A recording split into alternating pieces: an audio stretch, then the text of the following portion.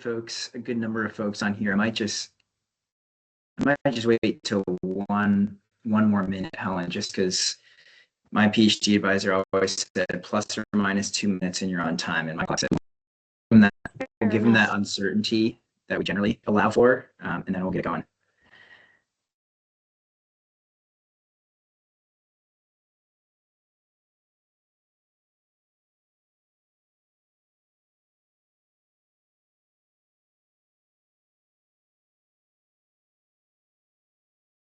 All right, it's 2 minutes past on mine, so let's get it started here. Welcome everyone. If you don't know me, I'm Jordan Fields. I'm on Trout Unlimited's science team based in Boise, and I'm not going to do a lot of talking today.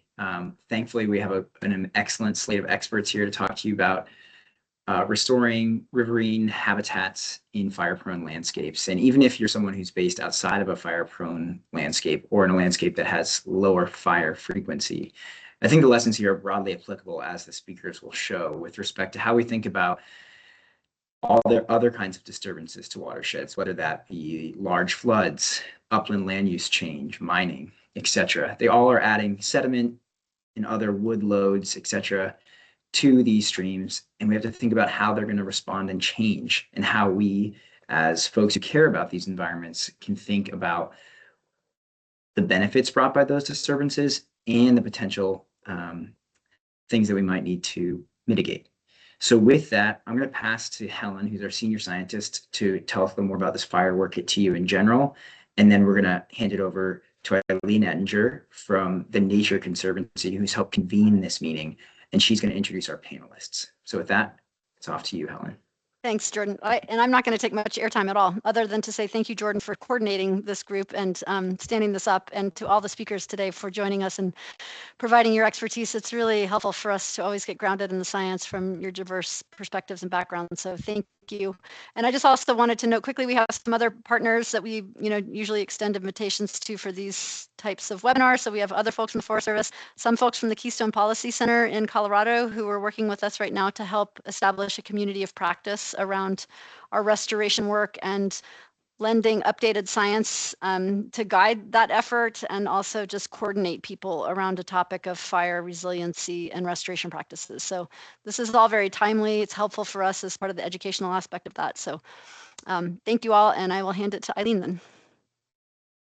Thank you so much. My name is Eileen Ettinger. I'm an ecologist for the Nature Conservancy of Washington, and I'm so grateful to be here. Thank you so much for hosting us, allowing our panel of speakers to join you today.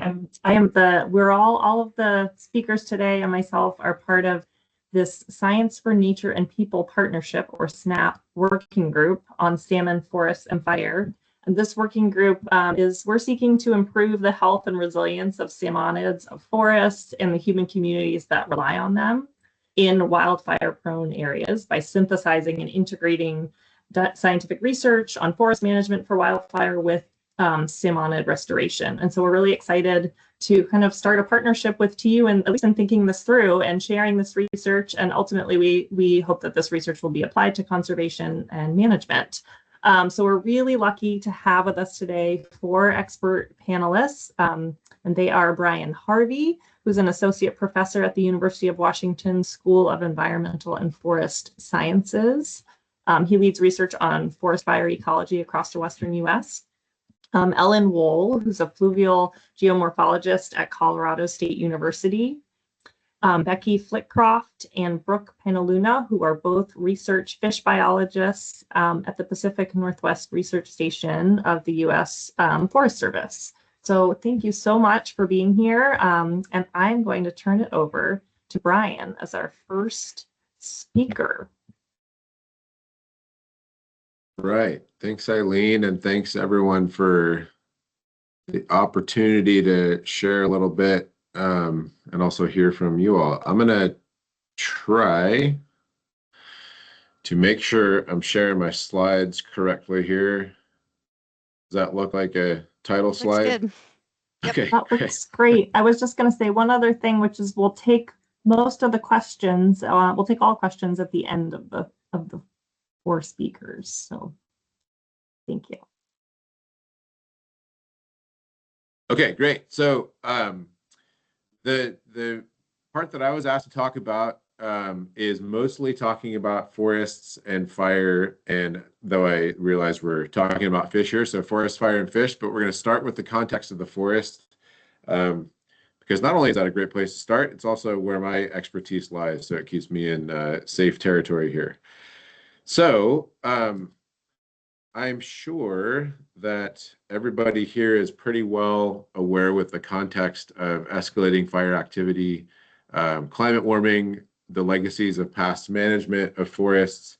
And it leads to a pretty big question that's on a lot of people's minds of, are forests doing okay? So on the left-hand side, we're looking at what looks like a map of forests in the Western US, for example, as one focal region here, but is in fact a map of area that has burned sometime in the last several decades from 1984 through this last year. And then we're all aware of some of the really big whopper fire years, like in the 2020 fires that burned up and down the West Coast in a period of a few weeks in early September of that year. And so it's really easy to get the idea when we think about all this fire activity happening that the ecological effects of fire are sort of homogeneously the same thing across ecosystems.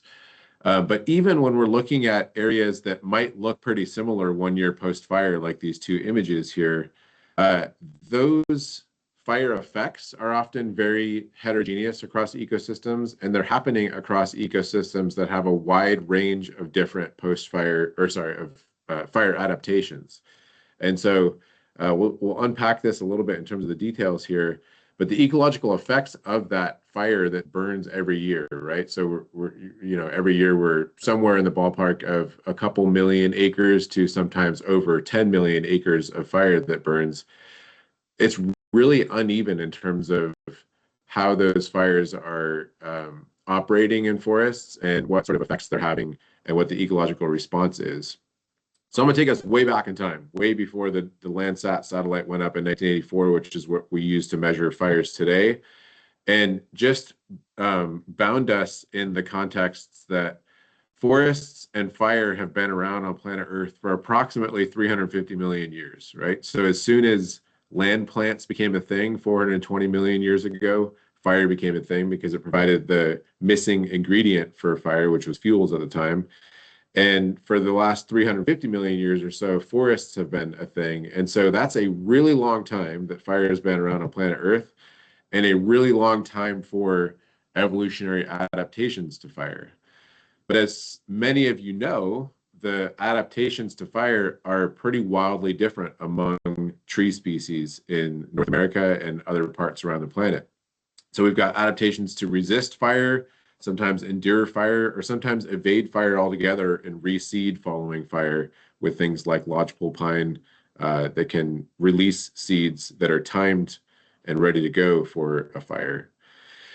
And so when we think about those evolutionary adaptations and the different ways that fire plays a role in Western North America or North America more broadly, it's important to recognize that there are really important environmental gradients, really important ways that people have been living with fire across North America and the United States. And the ecological role of fire is incredibly diverse across that space. So one way to characterize that, not the only way by any stretch, but one way to characterize that is the land fire regime group map that we can look at across the US. And it's wildly different from one place to the next. We have places like the Great Plains and some of the Southwest where fire is an almost annual occurrence in terms of the natural ecosystem in grasslands or woodlands that burned very frequently, and also in the Southeast. And then we've got places where fire visited historically a little bit less frequently, but when it did come, it had different kinds of effects because of the types of fuels that would be available if fuels weren't being burned away every single year like they are in like a grassland or savanna like ecosystem. And so I put this up there not for us to memorize the entire geography of fire regimes across the US, but to point out that sometimes across wide swaths of distance, we've got qualitatively different fire regimes, like in wet forests or high elevation forests that are wet and cold and hard to get fire going, compared to a dry forest, hot and dry forest that might have conditions conducive to fire for most days in any given summer.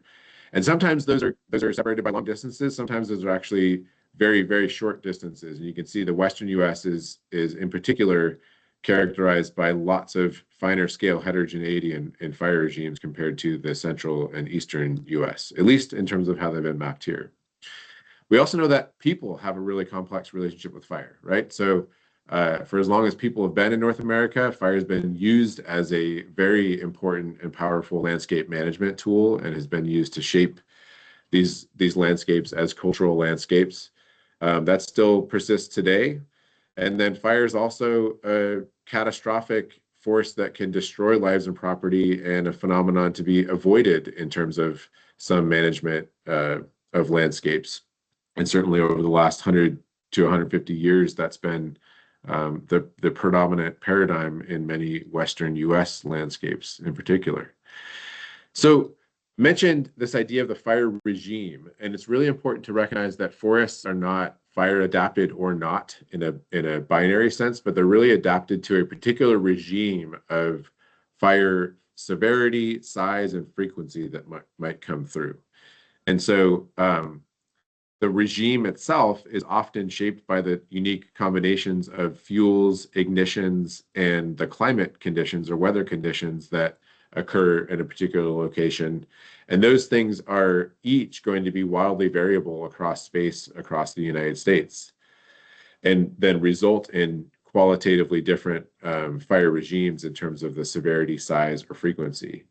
And so there's a really wide diversity of fire regimes across environmental gradients, and as well as the roles that humans have played in shaping those fire regimes. But we can kind of bookend them by, on the one hand, fire regimes that are historically limited by fuel and historically would have had a very open canopy and woodland structure with adaptations for frequent fire or to be able to survive fire. So things like thick bark, ponderosa pine is a good example in that end of the spectrum. And then other areas where fire would have historically been limited by climate or weather, and things like adaptations like reseeding following a fire. And this is cases where serotiny or closed cone pines are more of the dominant adaptation in areas where fire would have been coming through a little bit less frequently, but when it came through, there would have been plenty of fuel to burn, and fires would have burned a little bit more intensely or severely. So if we go back to those pictures that I showed earlier, we can think of 1 year post-fire in a frequent fire forest on the left-hand side, and 1 year post-fire in an infrequent fire forest on the right-hand side. And 15 years following those fires, if that fire regime and the type of fire that's burning through is in alignment with the adaptations of the dominant vegetation, you could have qualitatively different kinds of fire produce results that are entirely resilient based on the intersection of that kind of fire and the types of adaptations. In this case, the forest on the left-hand side was very well adapted to a low severity, frequent fire, low intensity fire coming through, and it's going to look like that 15 years post-fire. On the right-hand side, this forest was very well adapted to a high severity standard placing fire with lots of ways to reseed following that fire, and this is what it would look like 15 years post-fire. And again, there's a wide suite of those types of adaptations, right? Either thick bark, in this case, to survive low intensity fire, or seeds that are protected from fire, and the adult trees might die, but then are reproducing immediately following that fire. So a couple different frameworks that colleagues and I have worked on over the years are thinking about how those characteristics of the fire regime and the characteristics of the mechanisms of resilience to fire, when they're aligned, you often have high resilience to fire, ecosystems that are going to do just fine with that kind of fire. However, as I'm sure you're all well aware, people, and particularly management in the last 100 to 150 years, has really altered some key pieces of fire regimes.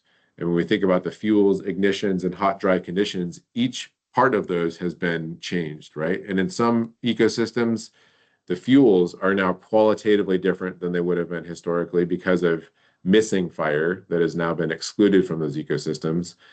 And in every ecosystem, to some degree, the hot, dry conditions are hotter and drier now than they were even several decades ago with climate change.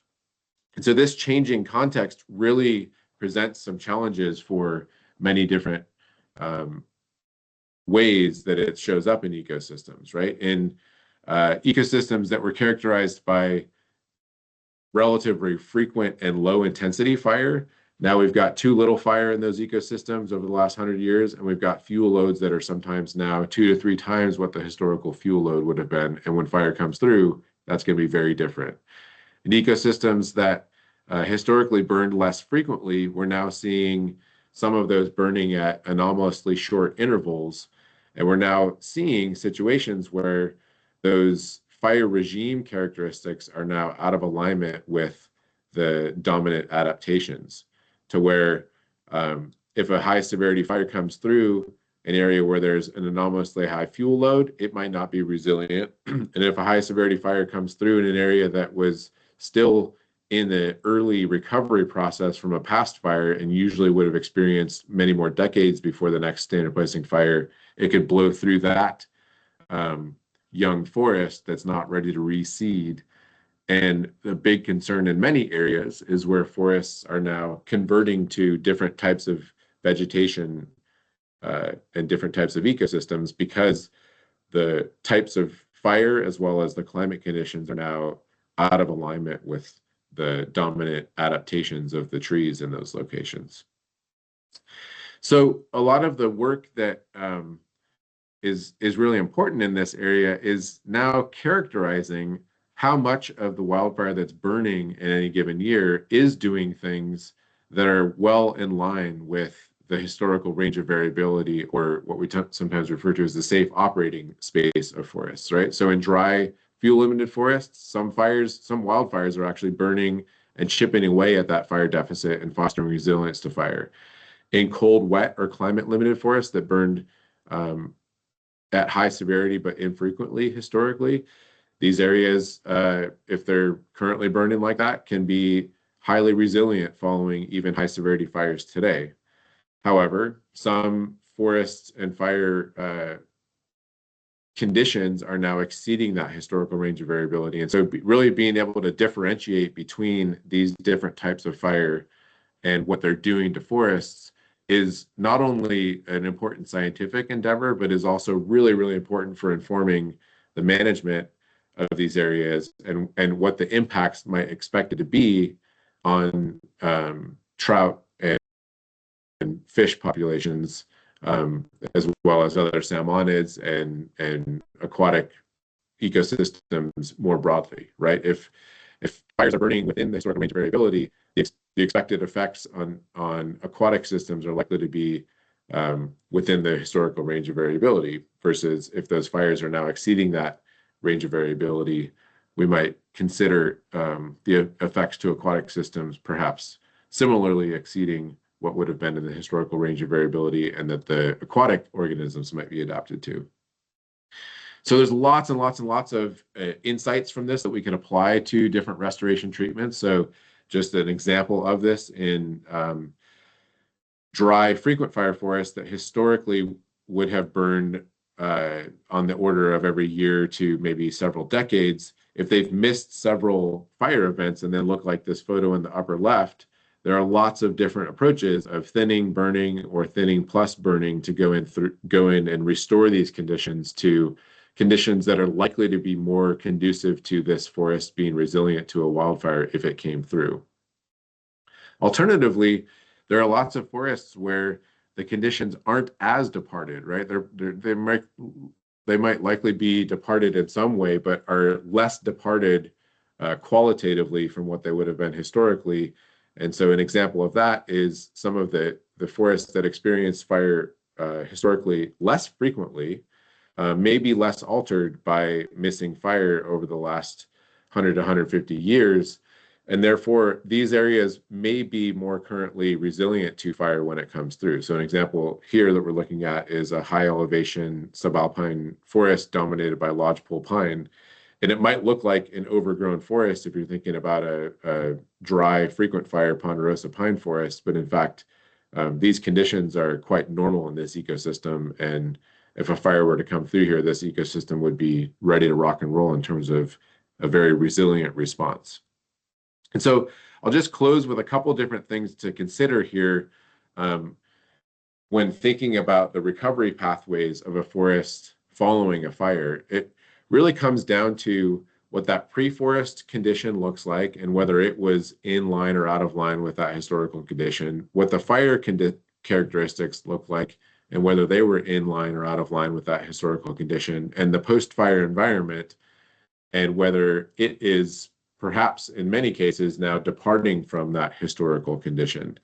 And so if we think about that pre-fire forest condition, it could be a function of the time since the last fire, the management legacies, or other disturbances. So just a quick visual tour of that, right? This is a ponderosa pine forest that the pre-fire forest condition seems very well ready to tolerate a low intensity fire if it were to come through here. And these trees would likely survive, and it wouldn't qualitatively change this forest if a fire came through. Versus here, this forest has not had fire in it for over 150 years and is qualitatively different than what it would have been under longer evolutionary and human fire use timescales here, and could be at a much more imperiled state. And again, there's that lodgepole pine forest that is perhaps ready to go when a fire comes through. Lots of other disturbances interact with fire as well, too. So this is a spruce beetle outbreak that has killed most of the spruce trees that would otherwise be really important for providing a seed source following a fire. And then again, this is a recently burned forest that these lodgepole pine trees may someday be ready to accept the next fire and produce enough seed, but if a fire comes through here too soon, it might not be ready for that. Fire characteristics are really important, right? So at a local level, any given fire has a unique mix of different levels of severity within it, ranging from low severity where most trees survive to high severity where most to all trees are dead. And so that's really important to understand and understand not just the amount, but also the configuration of that amount of different severity patches. So here's a fire where there are some very large high severity patches in this forest.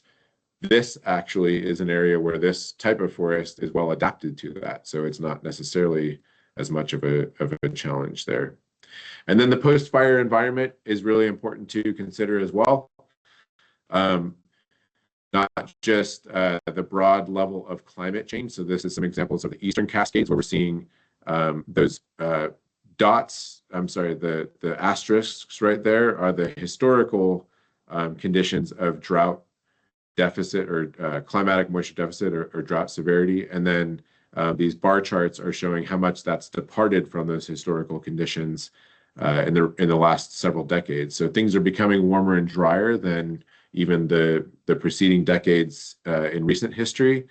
And then when we have fires that are doing different things in terms of what they're burning and how much they're burning up, we have situations where the microclimate following really severe fires is perhaps becoming more extreme in situations where that fire is becoming so intense that it's actually burning off some of the snags that would have otherwise provided shade and microclimate buffering. So putting those things together, as well as the really helpful framework of thinking about the evolutionary adaptations and when they're in line or out of line with the type of fire that might be happening on a forest is a really important context here. There's also some more specific frameworks, and I'm happy to follow up with folks on some of these helpful frameworks that have been produced in different regions. So this is just one example of one in the Pacific Northwest where we did a lit review a couple of years ago that looked at the effects of changing climate and management legacy on how fire regimes are changing in the Northwest and what that means for a whole suite of downstream effects, downstream in the metaphorical sense here, not as much in the literal sense as we'll hear about in a second here. And then so finally, yeah, some takeaways to tee us up with forests and fire. Forest and fire and people have been interacting for a very long time, right? It's easy to get the idea that fire is kind of a novel thing, but that's absolutely not true in most places on planet Earth, and certainly throughout North America. Fire has been a part of these forests for a very long time through the evolutionary and human history. The forests and their relationship with people and fire are extremely diverse across the US. And so that diversity of fire regimes is really important to consider when thinking about management for things that might be affected by forest fires, like aquatic and stream habitats. And the outcomes of fires today and the appropriate management and restoration actions are going to vary wildly. There is certainly not any one-size-fits-all silver bullet approach. And so my biggest takeaway for that is there's often a really quick visceral reaction to do something in the forest, but I think we need to be careful and look before we leap and make sure that we're doing the thing that is appropriate in the given place and time for achieving the objectives that we have. With that, thanks. Happy to answer any follow-up questions in the Q&A period, but I think I will yield the floor to our next speaker here. Thank you. Back to you, Eileen. Thanks so much, Brian. That was great. Some really great images there that helped set the stage very well. Next up, we have Ellen Wool, who's going to take us through geomorphology changes to stream corridors after fire. Sorry, I am just trying to find, I'm not just familiar with theme, I'm trying to find the file to share. Yeah. Maybe I have to have it up on my computer. So yeah, there it is. Okay. Okay, does that look good? No, Yes.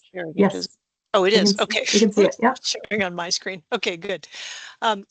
Yeah, thanks. That was a great lead in, and I will echo look before you leap. I guess I could echo that for all aspects of life, but certainly for looking at the effects of fire in stream corridors. I just want to start by saying that sometimes there's a fire and there's no effect in stream corridors. It really depends on topography. In low relief environments or grasslands, fires are really fast and the vegetation comes back fast. And if the fire is not very severe or intense, you might not also see much. But if you have a stand-killing wildfire in higher relief terrain, you will likely see changes. So that's what I'm going to talk about. Oh, I see what I have to do. I have to make it slideshow. Okay, there we go. So I'm going to refer to the wildfire disturbance cascade, and this is just a side view of hill slopes and the river valley floor. When you always have water and sediment coming into the valley floor, but of course those typically increase in magnitude after something strips off the vegetation, including a fire, and that creates a whole series of secondary changes. So it can change the amount of sediment, how that sediment is moving in the river in suspension or in bed material dynamics. It can change the geometry of the channel, so the cross-sectional geometry, like the width to depth ratio, or it might make a single thread channel. Sorry, we seem to be on automatic animation because I'm not doing anything and things are appearing. Let me just escape for a moment. I'm not sure why it's doing that. No, that's not what I wanted to do. Just to keep things interesting, keep you on your toes, Ellen.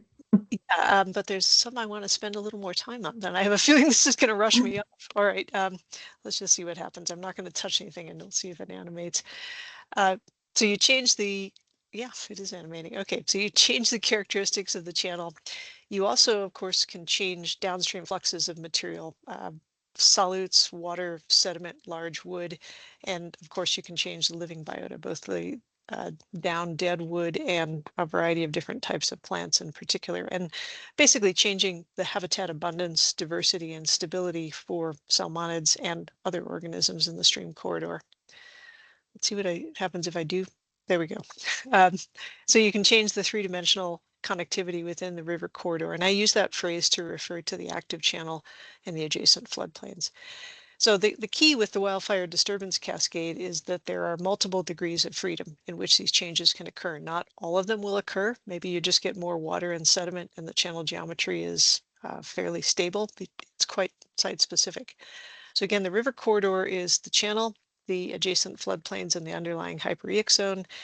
And this is often applied at a reach scale, where a reach is a continuous length of corridor with consistent geometry. It might be between channel confluences or where the valley floor is wide and downstream it gets narrow and steep and you have a different reach. This is the simplest view of a river that you're looking at right now. Things move downstream, end of story. And of course, it's not that simple. There's a lot of lateral exchange, both at the surface and in the subsurface, things going out of the channel into the floodplain and coming back. And there's a lot of vertical exchange at differing depths between the hypereich zone, which is stream water that goes into the subsurface and returns to the channel, versus groundwater coming from outside the river corridor and welling up into the channel or floodplain, or infiltrating in the channel and floodplain and then going somewhere else.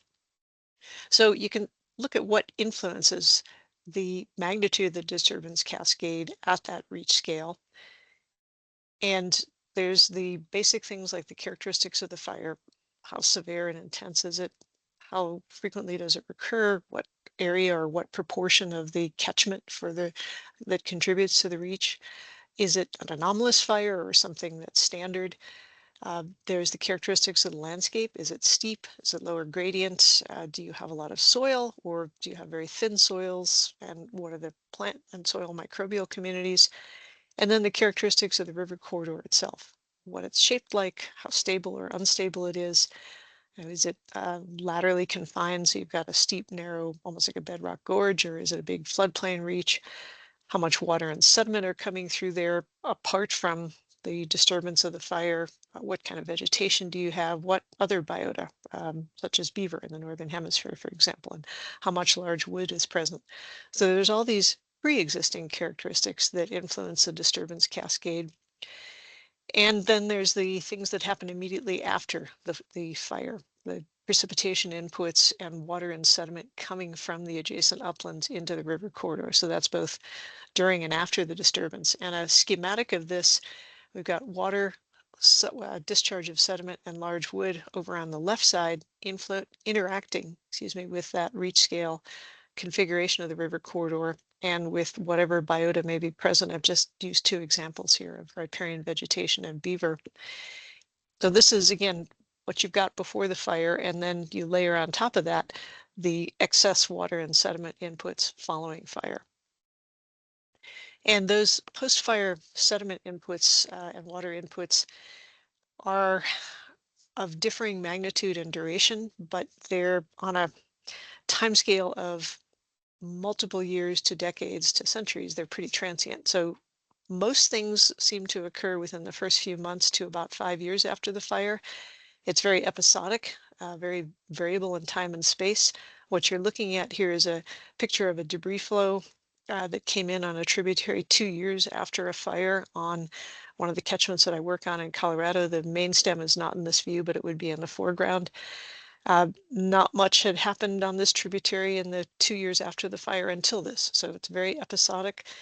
Some of the other tributaries didn't have this kind of response. Nonlinear means that it's hard to predict exactly what the response is going to be within the river corridor as a whole. This particular debris flow was associated with a really massive flood in the main stem that completely reconfigured many of the channels and a lot of the log jams and the fish habitat that have been present. So post-fire water inputs, you've got more surface runoff coming for a given amount of precipitation. And at least in the temperate latitudes that we're mostly concerned with, it's the changes in vegetation, both during and immediately after the fire, that affect how precipitation is intercepted and how it's released back to the atmosphere through transpiration. It's the changes in the surface characteristics, strip off or burn the litter stuff, erode some of the shallow soils that may have had higher infiltration capacity. And you can develop what are called hydrophobic layers that are sort of like a layer of saran wrap just below the surface. So water hits those slopes and it goes down slope really fast. And again, these usually are fairly transient on the time scale of a few years. It partly depends on how fast the vegetation grows back. And it doesn't have to be the original vegetation of mature forest cover. It can just be enough understory and herbaceous ground plants to start to stabilize that surface. The sediment inputs depend, of course, on what's going on with precipitation and how that precipitation is moving down slope. It also depends on what's going on in the little channels, the small ephemeral channels that maybe didn't have much flow ever for the fire, but are now getting a lot of this excess water and sediment coming off the hill slopes. So, you know, you have a variety of sediment sources after a fire in the uplands, in the smaller channels, and in the main river corridor. And each of those factors has been described as being linked by states like soil moisture and surface roughness. So, for example, if you have a lot of boulders exposed at the soil surface, even though there's not much infiltration, those boulders may create a lot of roughness elements that breaks up rills that might start to form. And if that happens, you can get small amounts of soil deposited upslope of each boulder that are good germination sites for ground plants. So that's an example of a feedback mechanism. Wasn't ready to leave yet. These different states and the feedbacks really are strongly influenced by fire severity, and they do change through time after a fire. And again, it's mainly a function of how fast the vegetation regrows and whether there's any soil for the vegetation to grow in. There are a lot of plants that can grow out of fractures in bedrock, but certainly if there's a little bit of soil or sediment left on the hill slopes, that facilitates the regrowth of vegetation. And that picture that I showed you a moment ago of the site in Colorado, I was just up there less than a month ago, and 5 years after the fire, we just had another reasonably high peak flow and a lot of sediment movement on that same tributary. And the upland vegetation is starting to regrow, but it's not exactly on steroids. It's not recovering very fast. There's a lot of bare ground yet. So we might be seeing some of these responses for a few years. So the degree to which the process and form in the riparian corridor, the floodplain are altered, really depends on what the fire is doing with respect to the river corridor. There are fires that just don't burn into the floodplain because the floodplain is so wet and there's standing water, there's a high water table, there's water in the vegetation. There are other fires that go up a river corridor, particularly in high relief environments, almost like a canyon wind or a wind in the city between high rises. The fire just uses the main stem channel as a conduit. So what happens in the riparian zone is strongly dependent on whether the fire kills the vegetation or not. If the vegetation manages to survive through the fire, then that riparian zone can buffer the main stem river from what's coming in on tributaries and the adjacent uplands.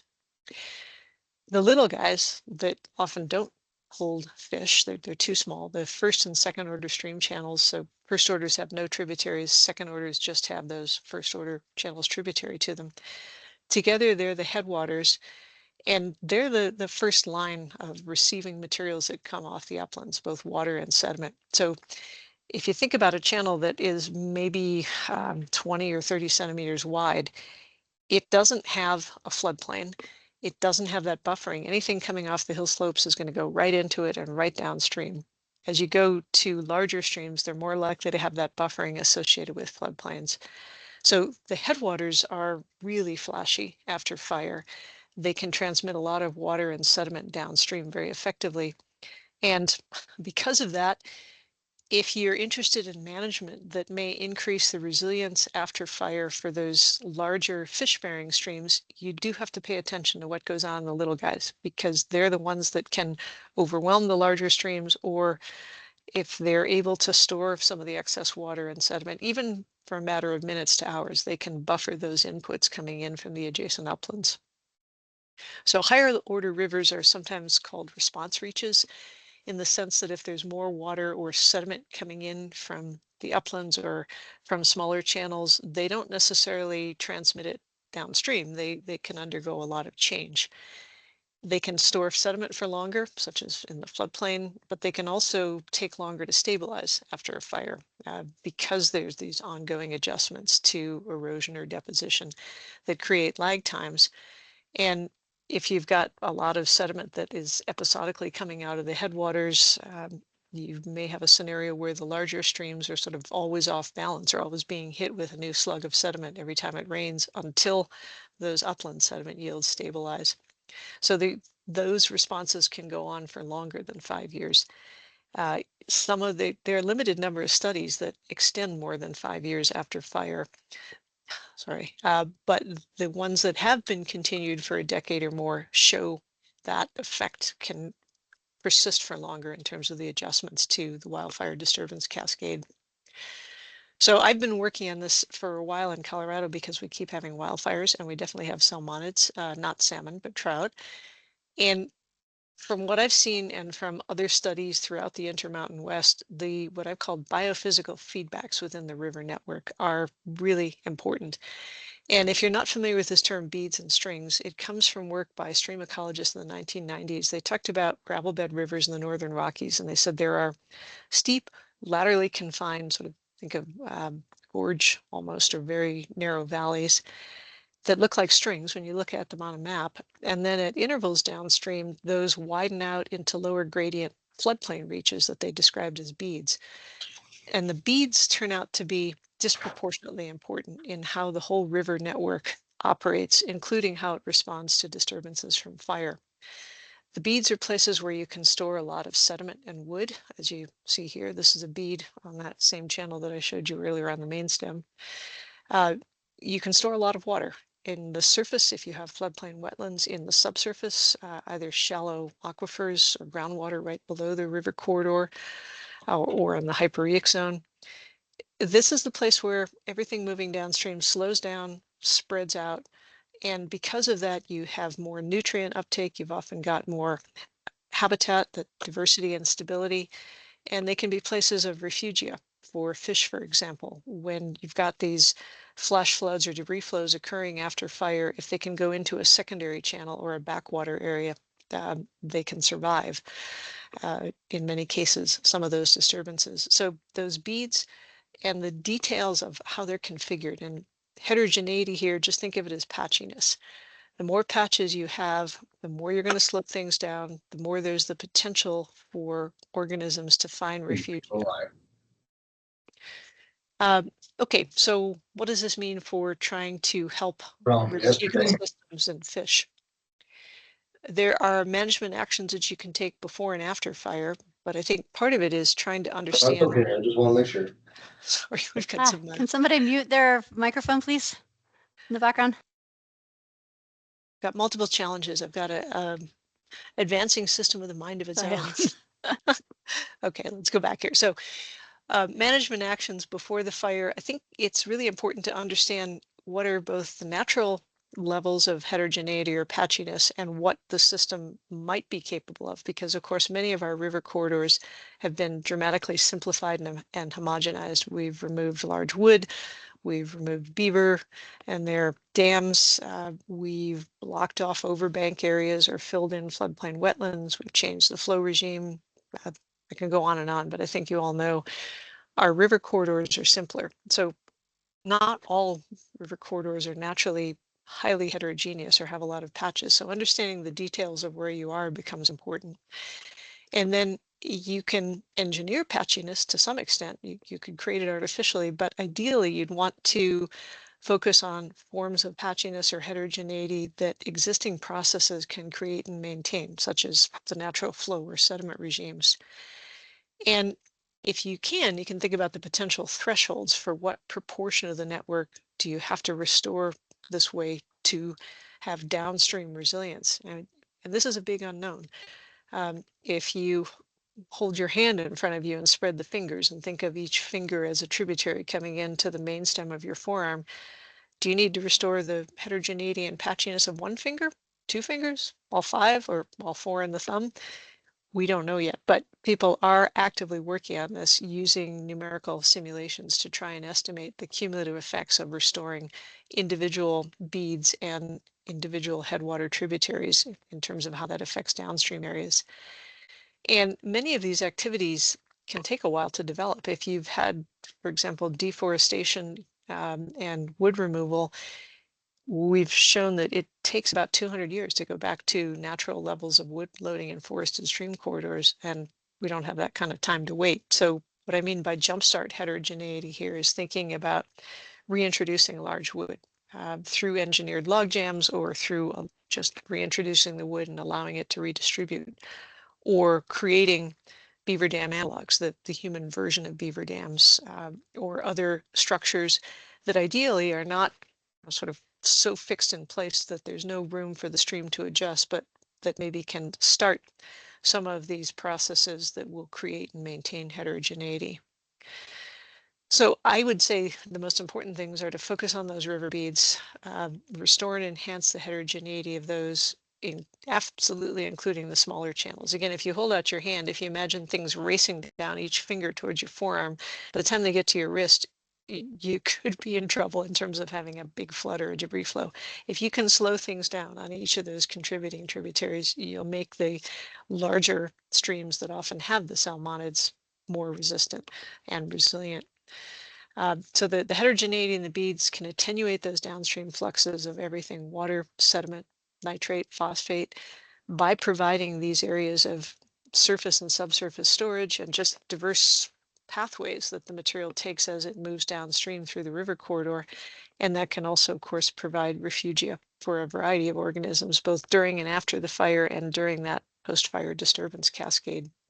And just to illustrate an example of a string, this is on the western side of Rocky Mountain National Park, very steep, narrow, there's bedrock, not much of a floodplain, and a bead. This is one that had been modified by beaver in the past. It's on the same river, but you can see a dramatic difference in the river corridor and its ability to slow down downstream movements of materials and to store things, at least temporarily.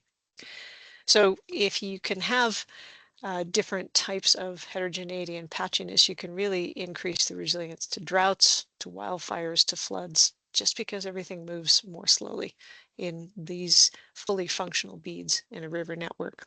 So again, how do you jumpstart heterogeneity? Well, one way is to just stop doing some of the things that we as humans like to do. So stop removing wood, stop removing beaver in their dams, stop stabilizing the banks, dredging, blocking the overbank areas, get the cows out to stop grazing.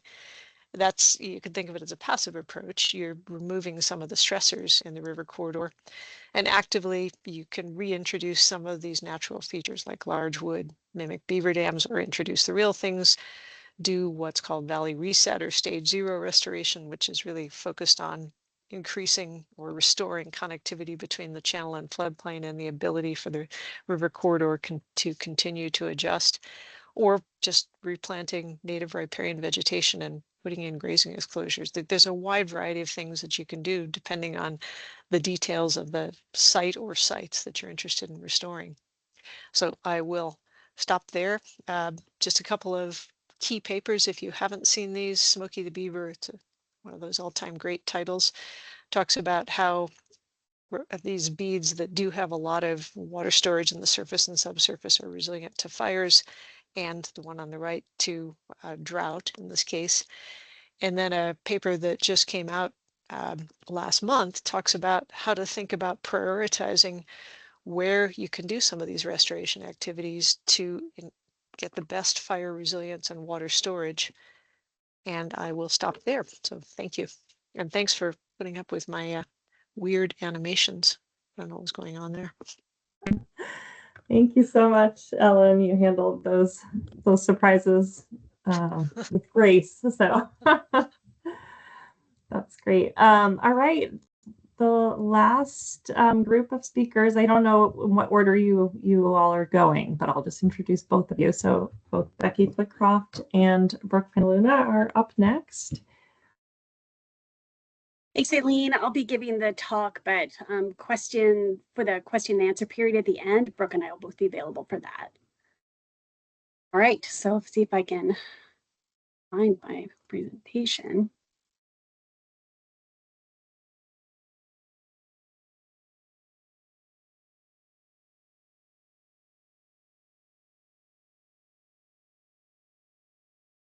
All right, are you seeing the right version of this? Yes. Yes. Okay, great. Thank you. Because I can't see anything. So yeah, Brooke and I are pleased to be here with you all on this really nice panel. I think Aileen, you've done a really nice job of putting together a story here that's really informative. And so Brooke and I are going to be talking about that biological piece. So how does wildfire and the landscape and water and all of these pieces come together for our native biota? Yeah, as Kevin articulated so well at the beginning, wildfires are a natural part of the landscape. They've been an important and integral key part of creating complex aquatic habitats for millions of years.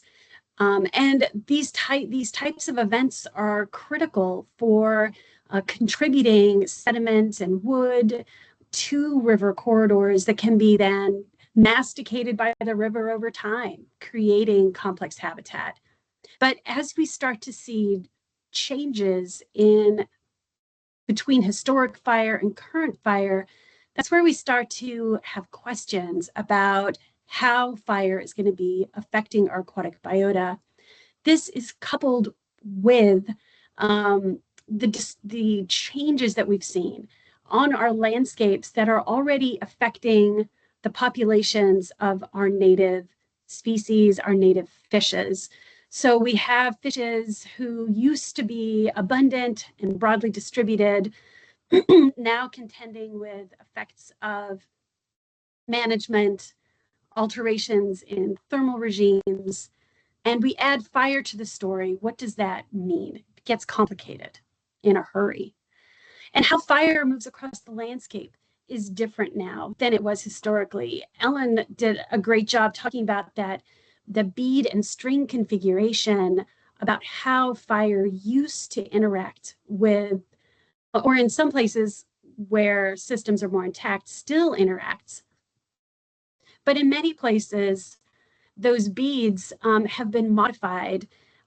They're often those flat, low-lying areas that people also like to occupy and settle. So we have channelization, we have modification that streamlines our rivers to transport water and sediments quickly, rather than the historic condition, which likely had a lot more slowness as part of the movement of sediment and wood through systems. And this allowed fire to also move more slowly through systems in some places. So we would anticipate that fire likely behaves differently in a valley floor that also includes wetlands compared to a valley floor that no longer has those wetland features in it. So as we think about how fire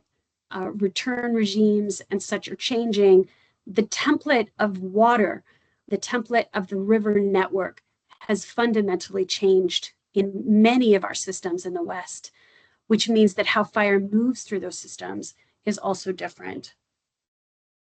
Traditionally, the thought has been that wildfire is always going to be a catastrophe for fishes and aquatic ecosystems due to the landslides and sediments that you would expect to see in a stream after fire. But what's important about this perspective is that it's really not consistent with the adaptation that many of our native species have developed to fire over the millions of years that we've had fire in the West. So that a knee-jerk reaction to think that a fire is immediately going to be a problem for our local fishes may not be consistent with the species that we are talking about. And there's some variability about that, really, that I'll get into in a few minutes. But the other element of this that Ellen was talking about as well is that our riparian areas often burn differently from upslope areas.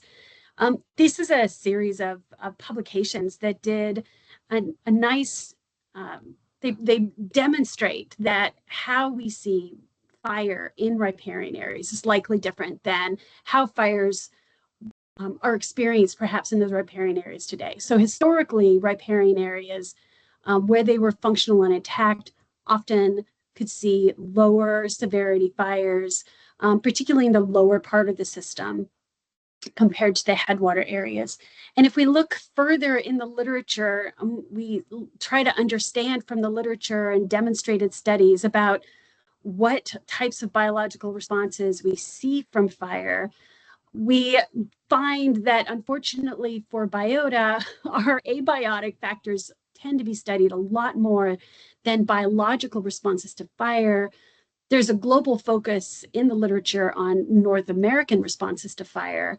And small headwater streams tend not to be studied as much as larger streams. So when we try to look in the literature then to kind of understand what is the current biological response compared to historical biological responses, it can be really hard to find the signal in that information. And we also see that studies are often fairly short term. Most biological studies don't exceed about 5 to 10 years after fire. And what we have learned is that understanding biological responses generally requires more than 5 to 10 years after a fire. And that's because those adaptations that our native species have to characteristic dynamic processes such as wildfire are quite varied, but often rely on or depend on the sediments and other materials coming into the stream and for the stream to process and for habitats to be created. And all of this happens over time and is not an immediate set of relationships between fire and biota. So some of the key types of adaptations that we see in native species in the literature, such as it is, really have to do with movement.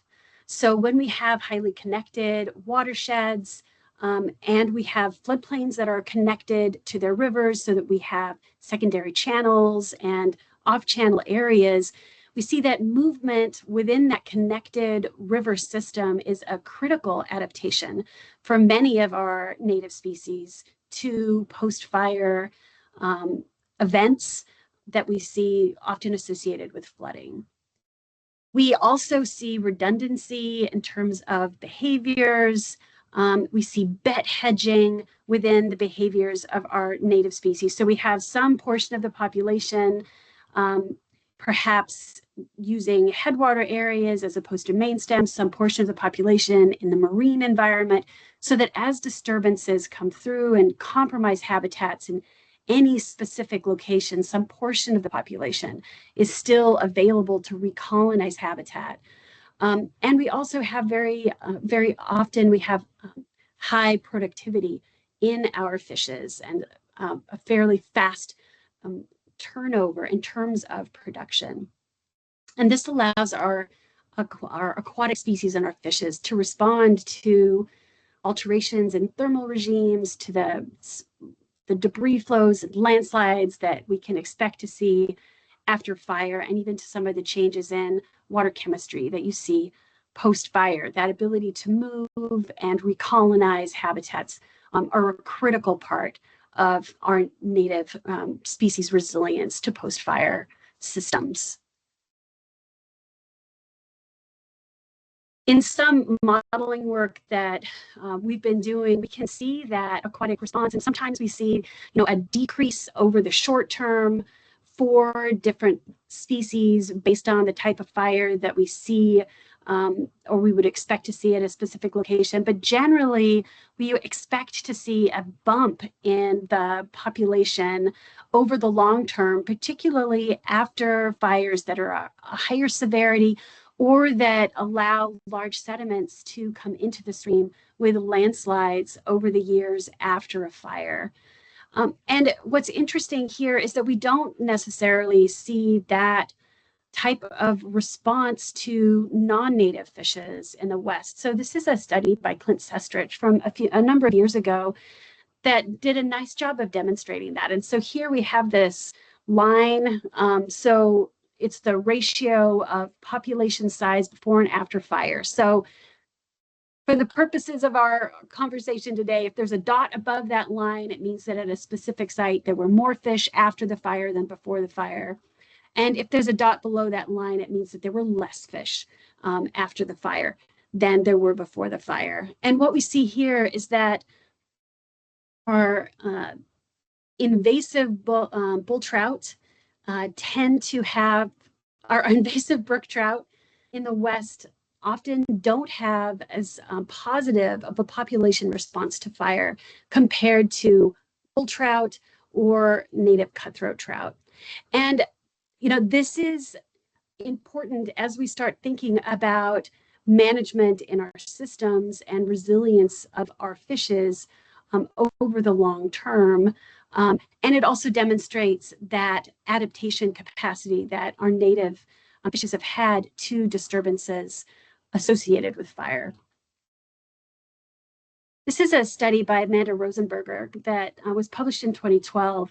And this demonstrates another challenge that we have understanding the effects of fire on our native fishes. And that is that fundamentally we don't have opportunities very often where we have pre-data and post-data. We don't do Baki studies with wildfire for obvious reasons. So being able to really understand the biological responses to fire is quite challenging. For this particular study, this is how Amanda was able to salvage a postdoc after all of her study sites had burned in a fire. They had done the first year study to try to understand population dynamics, and then a fire went through. Some of the sites were unburned, some were just burned, and some are what they call burned and reorganized, which means that they had a landslide as well. And this is a distribution of maturity based on age of rainbow trout.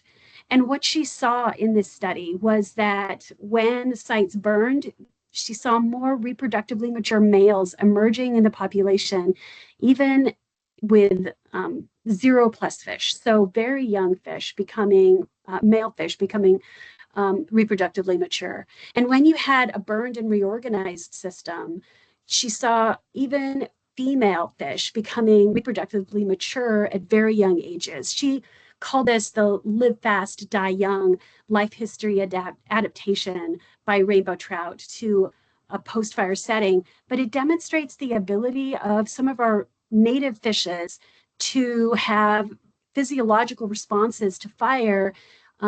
Amanda's assumption here and the thought of the authors in this study was that they were trying to repopulate the habitat, that after that, those systems had been burned and reorganized. So many of those fishes were gone from the system that there was an opportunity then to recolonize habitats. We don't see much variation in those 2-year-old fish and older. The big change in this adaptation is in the very young fishes, which was an unknown response by rainbow trout to fire. And so if we contextualize what fish populations may be vulnerable to fire, this figure by Jason Dunham does a really nice job of bringing together a lot of elements that are important to consider.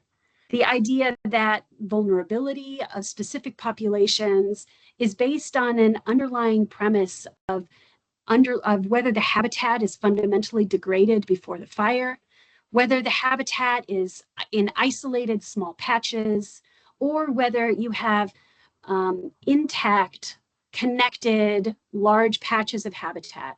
So that creates this spectrum of vulnerability. And on top of that, we can layer the ecological needs of individual species. So for example, if we have spring Chinook, this is a species that often has less general, more general habitat needs, so it can take advantage of a diversity of habitats. It's highly mobile, often is found in the lower portions of river systems. They may be less fundamentally vulnerable to fire than, say, bull trout that tend to have very specific habitat needs of cold water, which leads them to be isolated in headwater habitats that are often fragmented. So their vulnerability fundamentally to fire may be quite different compared to spring Chinook.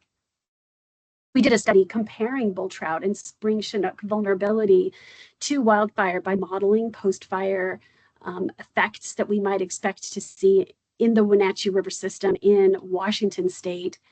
And there we found that fire has the potential to increase the vulnerability of bull trout, that climate change is going to make that even worse because of the bull trout's fundamental need for very cold water, but that management that increases connectivity may be able to help. For spring Chinook, it's a different story. So fire here in the same basin has the potential to increase the quality of habitat for adult and juvenile stages, primarily due to the input of sediments and large wood that are currently limiting in habitat. And we also found that spring Chinook are already occupying areas that we would predict to have the most positive response to fire over the long term. So these two populations of fish, same watershed, same types of fire modeling, very different types of effects that you might expect to see for these fishes.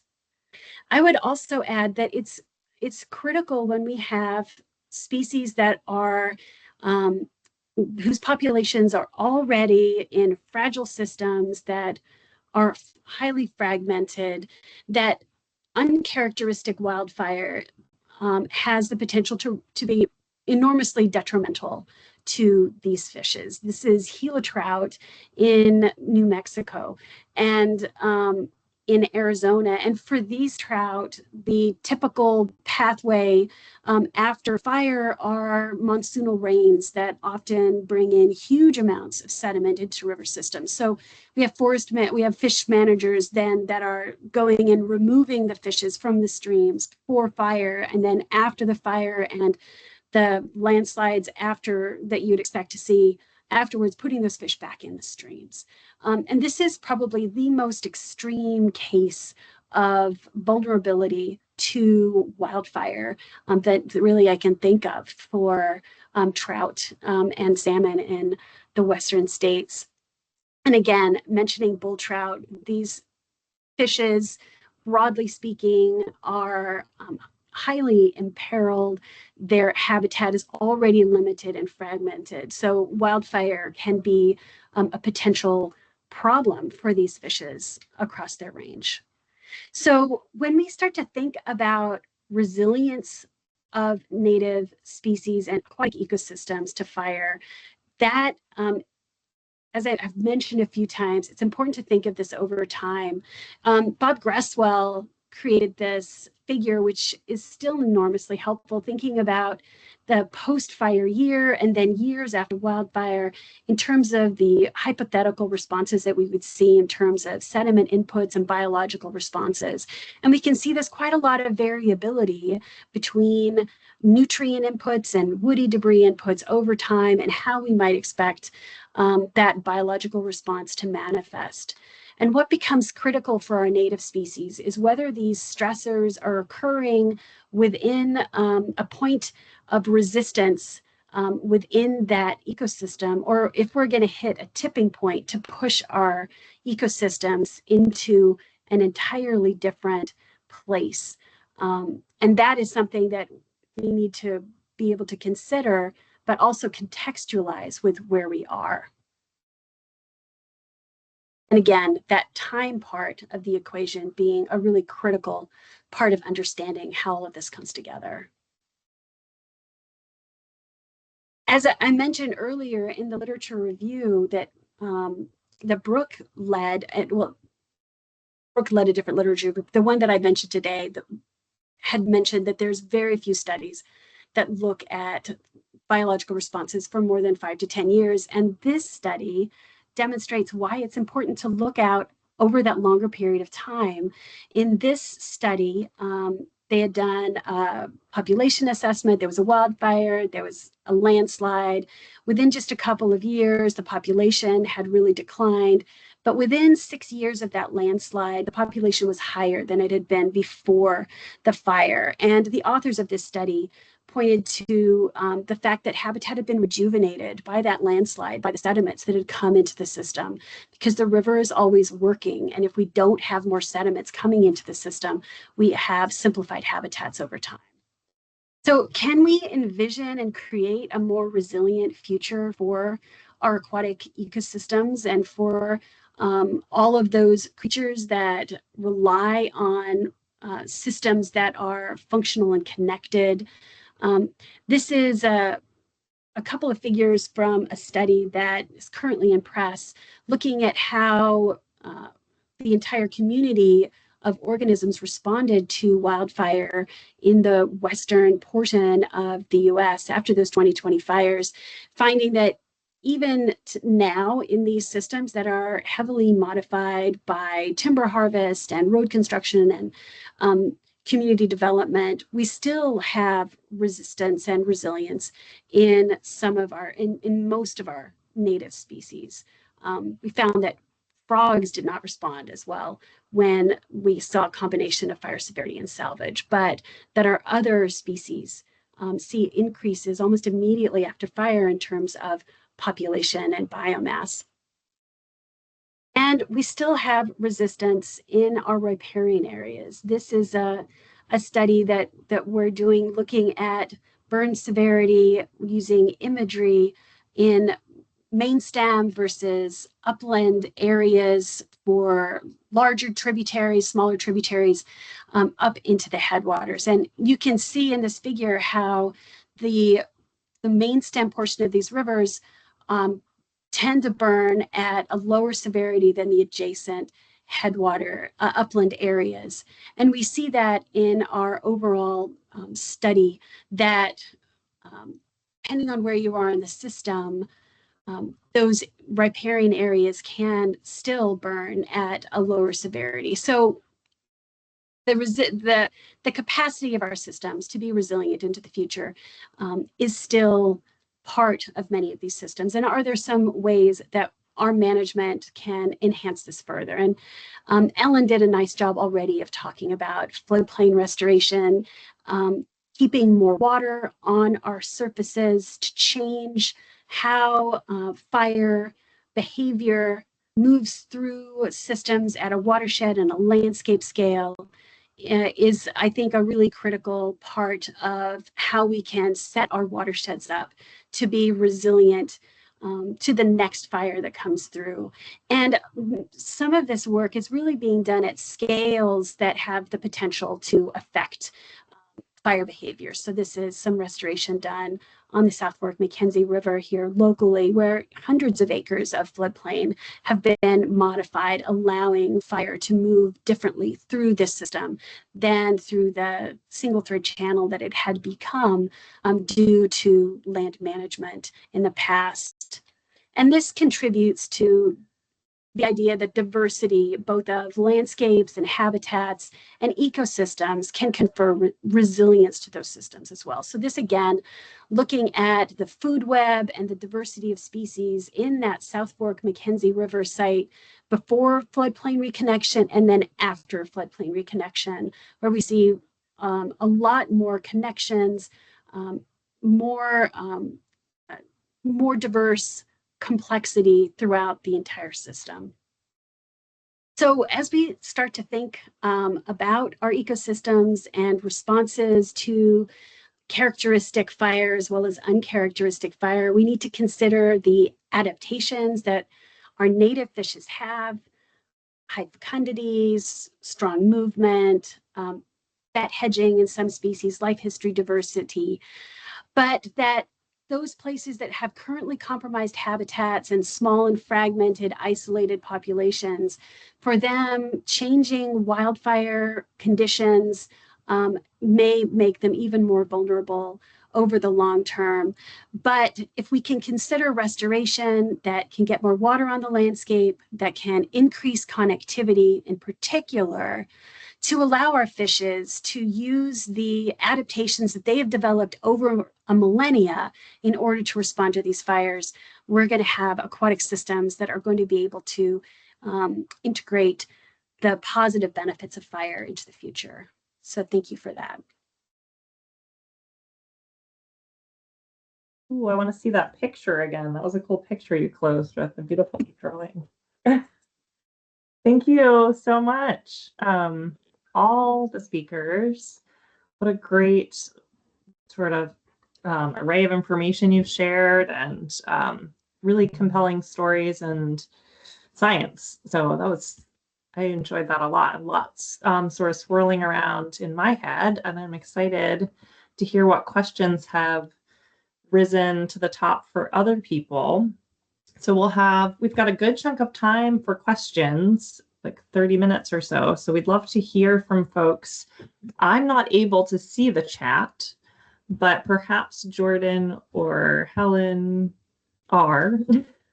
I think our settings for this meeting didn't include a chat, unfortunately. So no worries, but anyone who has a question, why don't you go ahead and just raise your hand, and Eileen can kind of try to call on folks, and I'll also kind of help play a role in making sure we're getting everybody. Great. All right. We've already got a question right off the bat. Eric, do you want to come off mute and ask your question? Yeah, thanks a lot, guys. And Rebecca, thanks in particular for calling out the Gila trout. I am Trout Unlimited's Gila trout project manager, working down here in the Gila, trying to do exactly what you're talking about, connectivity, and all the rest of this. But my question's probably a little more towards Ellen. And actually, Ellen, I'm a huge fan of your work and kind of a fanboy a little bit out here. But anyway, thanks a lot for coming on and talking about this stuff. One of the things we see more than anything down here in the Gila is when these headwater streams get torched, we see massive incision in the first monsoonal rain that hits, usually 2 or 3 months after the fire. And that incision kind of, as you were talking about, as the smaller tributaries come in, you just get incision all the way down the creek, all the way down the watershed. And you end up with these extremely disconnected streams. And so all of your habitat is 5, 10, 15 feet above where your stream is now. All of your floodplains are. And then it takes, decades to centuries to reconnect those floodplains, even if you are doing active work in those incised channels. It takes a long time to raise a channel 10 feet. One thing that a whole bunch of the restoration people I'm around and I've been thinking about a lot is, has anyone ever tried to, right after the fire, drop a whole bunch of large woody debris into those channels, a bunch of the burnt stuff? When we mention that sort of thing to a lot of your land managers, they're terrified and they say that would be an absolute utter disaster. But up here, we don't really have the issue of having a giant log jam go into a town. I'm working 100 miles upstream of the nearest town. So has anyone ever actually tried this, and would it work? What are you guys' thoughts? And yeah, thanks again. Yeah, Eric, I was in the Gila wilderness area after the Serra Grande fire and then the 2013 storms. So I saw some of the things you're talking about. People have put unanchored wood back in channels. They've done that in some of the Front Range channels here in Colorado. You have to be careful where you put it. If you put it in one of those laterally confined steep sections, it will be mobilized to the nearest bead downstream, and that could be okay. It's likely to have more of an effect in terms of trapping sediment in the active channel and potentially aggrading the channel in those bead sections. One of the things I saw in the Gila was the string sections eroded, a lot of the beads aggraded, so they became braided, these debris flows that would come down the tributaries. So you might be able to enhance that process. I hate to say something that's going to cause Becky in particular to throw things at her screen, but you don't want to play dice with an endangered species or an at-risk species, but if you could do some experimental wood additions and then monitor them, looking at where it will and will not work. I can see it working in a place where you've got one big response right after the fire, and then you continue to have high water and sediment inputs, but they're not massive floods or debris flows. If you do have continued really big floods and debris flows, the wood's going to go downstream and create aggradation somewhere, but it may not be the places that you're most interested in. Yeah, and we do see that quite a bit. But yeah, a lot of these beads end up becoming essentially strings because of the incision, you know. Yeah. And we're trying really hard. We're doing a lot of stuff with PDAs, post-assisted log structures, log jams, and stuff like that. But it's pretty new stuff out here on the Gila, so we'll keep you guys posted. I'm often not a fan of fixed structures, but like BDAs or PELs that are really inserted into the stream bed, but that might be a place where it's appropriate, because you can't guarantee stability, but you're likely to have more stability long enough to start to aggrade sediment and reconnect the channel and floodplain. Thanks again, everybody. Becky or Brooke or Brian, do you have anything to add to Ellen's thoughts on that question? I don't really have anything to add. I mean, I think that there's an important distinction to be made about the type of restoration that you implement in channel when you're in a narrow single thread environment, like the thread compared to the bead. So, you know, if you're really concerned about too much sediment aggrading in those depositional settings, and then those becoming then down cut themselves, that's, you know, that seems to be the scenario. Eric, is that kind of the concern that you have? Because I think about some of my experiences with high elevation areas, and fixed in-stream material doesn't always stay fixed in a high gradient environment. Well, we're working, mostly what we're doing is we're not doing a whole lot up in the high gradient stream sections. We're mostly working where most of the Gila trout habitat that we can work on is a little more low gradient. It's past those areas, but you come into these, there's lots of these smaller meadows, these beads, but virtually every single one of them is incised to the point that you don't have a floodplain. It basically, how you explain the bead or the string is how those what were beads now act, and so all you have is string all the way down.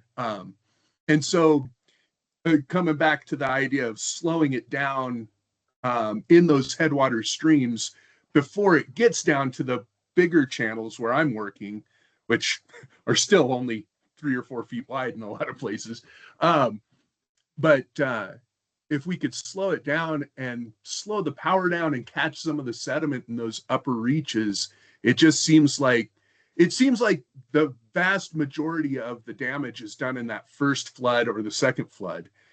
And then we're spending decades and decades and decades trying to reconnect floodplains and recreate habitat, because that first flood essentially made a concrete chute of the entire rest of the river, with no pools, just run for days, and it's 5 to 10 feet below the floodplain now, and it's a really unique challenge out here. Try to figure that stuff out.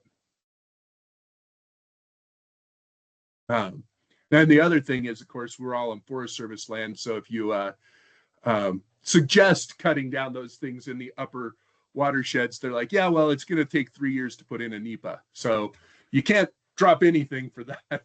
That's the other part of that problem. But I'm really curious to see if we could maybe do some experiments up here with that. Yeah, I love that idea. Maybe we can brainstorm have a study design conversation. That would be great. Thanks so much, Eric. Really interesting and challenging conditions over there. How about you, Robert? Come off mute and ask your question. Yeah, thank you guys so much for this wonderful presentation. I'm kind of curious what folks think regarding riparian areas and uplands regarding HRV. Do we think HRV is pretty similar across the landscape in these frequently fire adapted ecosystems like the Blue Mountains where we're at? Or do you think that the HRV may be very different? It seems like the historical, HRV prior to some of our legacy when things were much wetter might have had a different change, but just kind of curious what your thoughts are.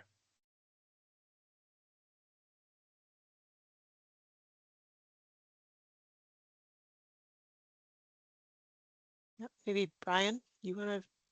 Yeah, Robert, I was going to ask, I think it's a really interesting question. Can I ask a clarifying question? Are you thinking HRV in terms of the fire regime, forest conditions, or stream conditions or regime? For the sake of this broader audience, can you guys define again what HRV is, please? Thanks. Yeah, really the conifers is the thing I'm thinking about, Brian, within adjacent to the riparian versus the upland. And I'll let you just define HRV, Brian, if you would. Yeah, sure. Yeah, so HRV being the historical range of variability in this case. So it can be it's a, I guess, really quick little context for that. It can be applied to lots of different things. One of the tricky things is with the scale that is applied, right? Both temporally and importantly spatially. So it's interesting to think about in terms of the forest structure and composition, as well as the fire regime itself and the historical range of variability and how that has changed.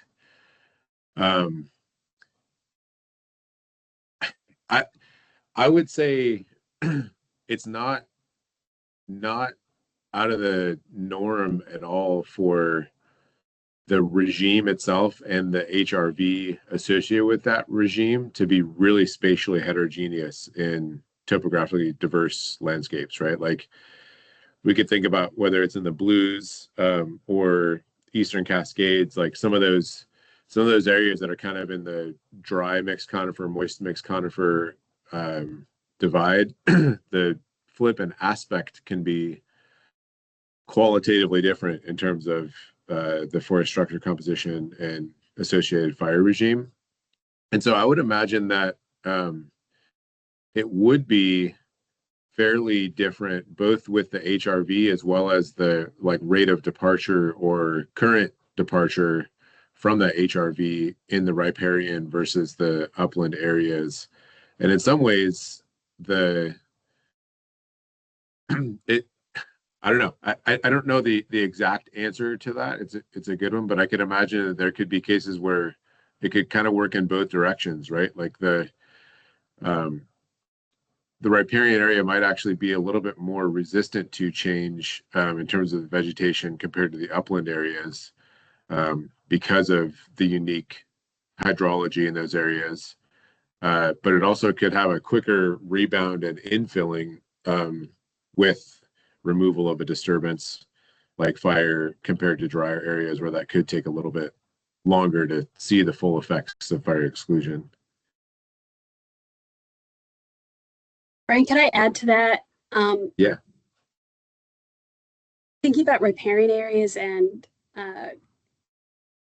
things that have removed them perhaps in many places from the historic range of variability. It's our forest management, how we manage buffers on the landscape, how we manage industrial timber and timber operations, and invasive plants. So there's a suite of things that I think that can modify riparian areas in ways that don't allow them to function in the same way that they may have historically.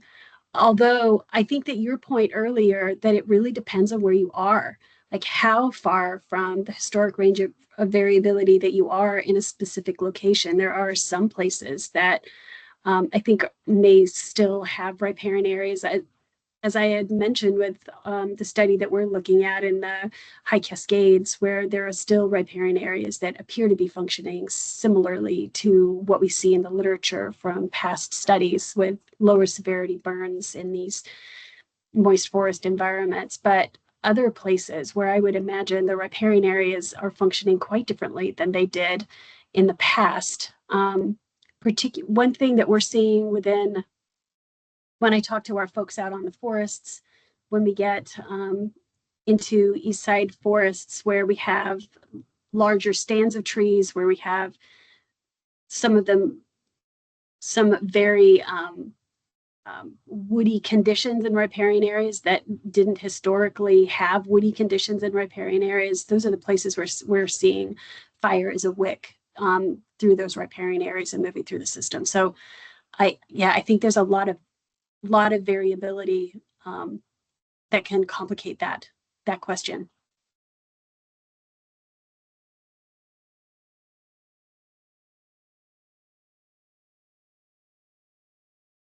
Ellen, go for it.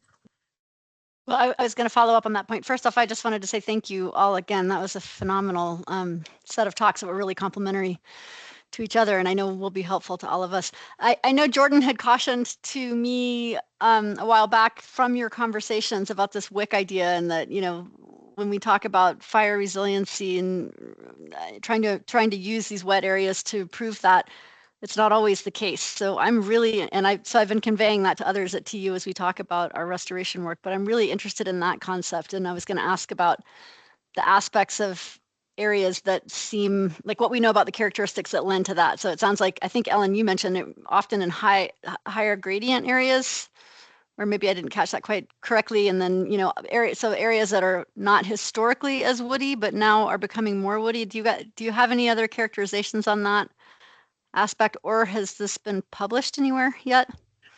I guess my generalization about the high relief is based on how the wind can interact with topography. But the only papers I've read, so most talk about, excuse me, about the riparian zone as a buffer in a wetter area. The only papers I've read where the riparian zone could funnel fire have come from Australia, or papers in South Africa where they talk about wood that is piled up on the floodplain at the base of trees and then serves as ladder fuels so that the fire can climb that into the canopy. That's some work that was done in by Petit and Nyman, I think, in Kruger National Park on the Sabi River. The Australian scenario, if I remember right, it was more like the topography was funneling the wind and it just went roaring up the riparian zone and actually spread from there into the uplands. But my impression is those are the exceptions. That's kind of unusual behavior. I don't know if you remember the photo I started with. It was a paired photo, and one was after the fire, and it completely burned the riparian zone, but it completely burned everything because it was a really late season fire, and even the log jams in the channel were charred because it was base flow and really low flow. So I would just add one thing that I'm seeing with guidance from the Forest Service about trying to make forests and watersheds more resilient to fire associated with riparian management is trying to do plantings of deciduous trees. Conifers can often be more flammable, particularly out here on the west side. So, you know, alder and maple on the west side, aspen in higher elevation areas can, you know, they function differently in response to fire and can rebound perhaps in some places differently than conifers. So there's a bit of guidance out there on that. Also, Helen, I'll just say that our our working group is actually working on an analysis right now to look at that in Washington state, because our experiences, at least here in Washington, there's a lot of anecdotal reports of those wicks happening, but we haven't seen like a rigorous study published on it. So that's one of the things that our working group, Michelle, is working on. Michelle Buonanducci, a postdoc who's working on it with our working group, is leading that work. So we'll excellent. Keep you posted. Please do. Yeah, that'll be very helpful for us. Thank you. Yeah. Warren, what's your question? Thank you. Thank you to all the speakers. That was fantastic. And I was going to pivot away from wicks, even though I'm intrigued by wicks like Helen, but I wanted to circle back to Eric's discussion just briefly because I've been thinking about it. And I want to clarify or ask one question of the folks that understand fire behavior.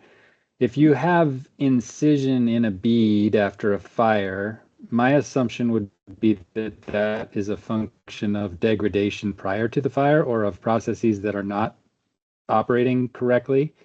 And this is what I'm checking because this may be a wrong assumption, but I would think naturally in a system that's intact, a bead would not incise, a bead would degrade, right? So I'm going to take the nodding from Ellen as confirmation of my assumption. So this gets at an interesting point because there are two aspects of fire that and aquatics that we're talking a lot about, right? Resistance and resilience. And so and mainly, I guess this is about resilience, but there are two things to do. One is to restore the processes in the bead before the fire, and therefore use the fire to kind of recover the bead itself, which I think is intriguing.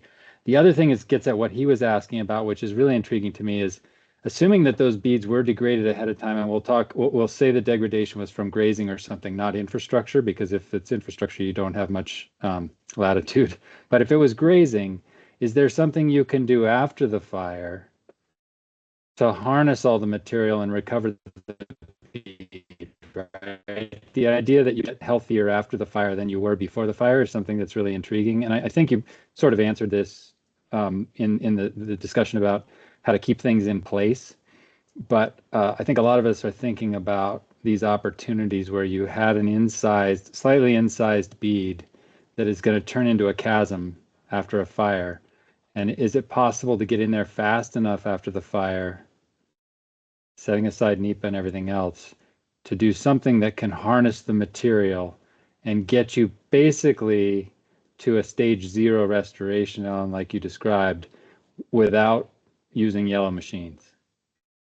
I'd say that if the soil moisture will support it, or the riparian water table, one of the most effective things you can do is plant some of those densely growing riparian deciduous species like willow or aspen, depending on what elevation you're at.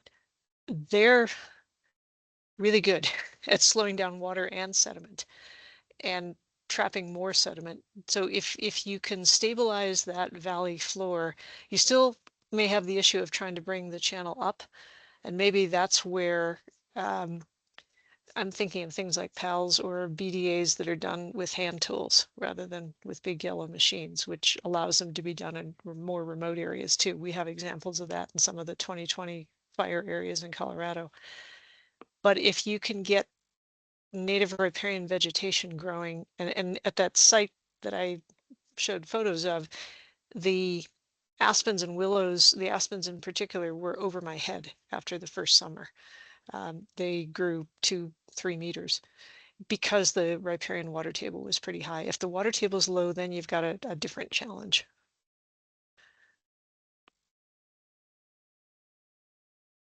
Thanks. I'll just hop in with a little extension on Eric and Warren's thoughts. We talked a lot about post-fire and how, with NEPA compliance and other things, getting permitting done is a challenge to meet the timeline of the watershed response. So for question for all of our speakers, I think you'll each have a way to touch on this in a different angle. What can we do pre-fire? If we're thinking about, if we're charged with, managing a watershed, we know it's fire prone. What can we do to read the landscape? Think about ways that we can get ready for that inevitable fire.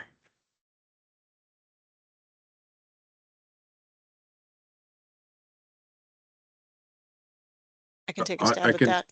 Oh, go ahead, Brian. Oh. You go first. Oh, I go for it, Ellen. I was going to start us with the uplands, but why don't we start from the? Well, no, but start with the uplands because Okay, they'll I mean, feed the lowlands. Yeah, all right.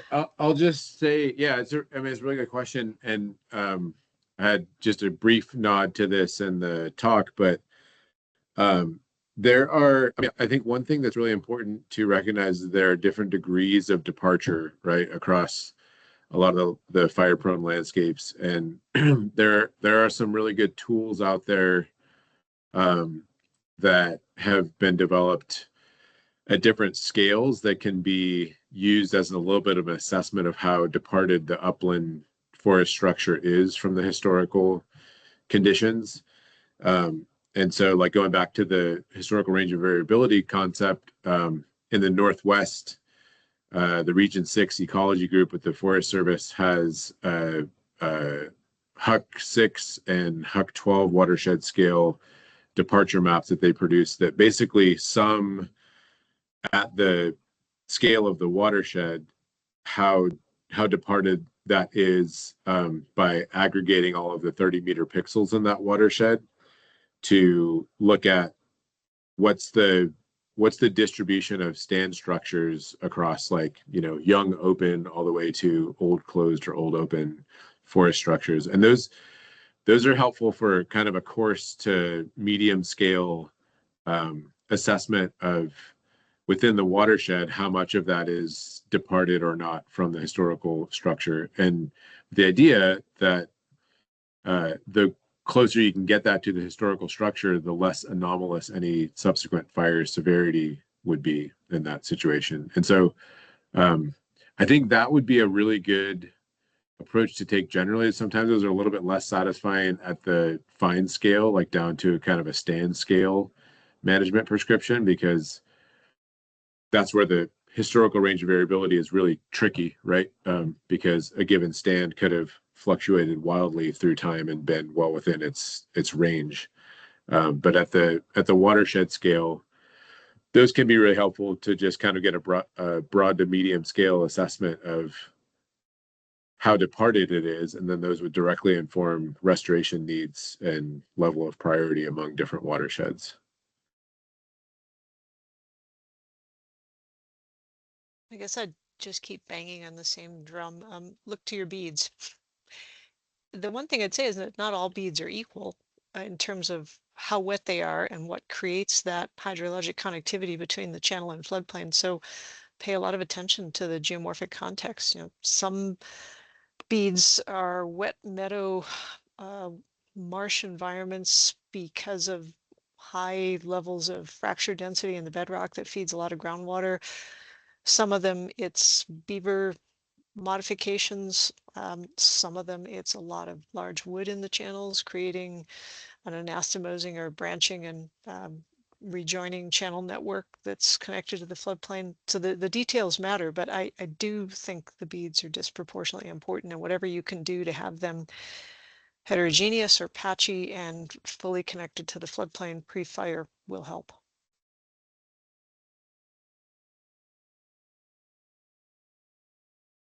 Jordan, if I could jump in and say that I think that there are things that we can do before fire. There are things that we can do differently during fire. And there are things that we can do after fire. And each of those timelines associated with fire, we can do different types of management. I mean, ideally, all of the work that we would do is going to allow our watersheds to take advantage of the good work that fire can do, rather than being degraded after fire moves through the system over the long term. So in my experience with the Forest Service, we often have more money post-fire than we do pre-fire. So sometimes having a strategic plan about what you would do post-fire so that you can just jump on that after the fire can be really helpful. So you know what you're doing instead of having to spend the first year or two planning what you should do. If you can have a set of priorities about what would be really great to be able to do in a lot of places, that can really help shorten that timeline to being able to be active right away. From a pre-fire perspective, I think you're probably going to do some of the same things pre-fire that you would likely do post-fire, with doing strategic assessments of vulnerabilities within watersheds. How divergent are they from historic conditions to what you would like to see moving into the future? What kind of a landscape can be supported by that watershed with changes in patterns of temperature and precipitation moving forward? Are there ways for you to be able to set your system up to be able to take advantage of what you can see as the future that's coming to us just today, right? I mean, things are moving quickly. So I would just say that being strategic in and considering what you can do at each of those stages before, during, and after a fire could be really helpful. And we haven't talked about it much here, but the management of the fire, of the watershed, and the management, particularly of our road network, I think is a really critical consideration for long-term resilience. And some of the issues that we will see here will be a lot of sedimentation or road failures post-fire. That type of a failure is not the same as like a natural landslide that would have occurred in a system. So if there are things that we could do, particularly with our roads, to make them have better drainage, to have larger culverts so that those large culverts can pass the sediments and the other material instead of clogging and blowing out. This is something that can be done before a fire and can certainly be a priority after fire, as well as we think about our broader landscape and making our entire system more resilient.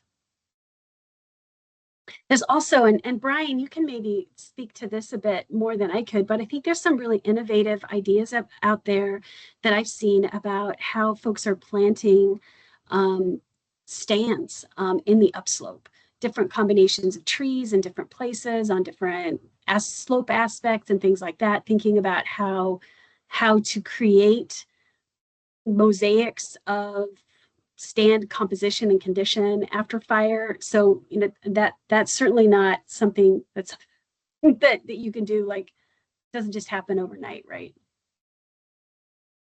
Yeah, that's right, Becky. So I mean, I would say one interesting thing to consider too is when, like, after a fire is burned, recognizing that fire burned in a heterogeneous mosaic-like pattern, and so the regeneration, like if it's in a place where natural regeneration is acceptable as a method, there's often a lot of heterogeneity in that natural regeneration and the patterns associated with it that is maybe not fully appreciated in a lot of post-fire management plans.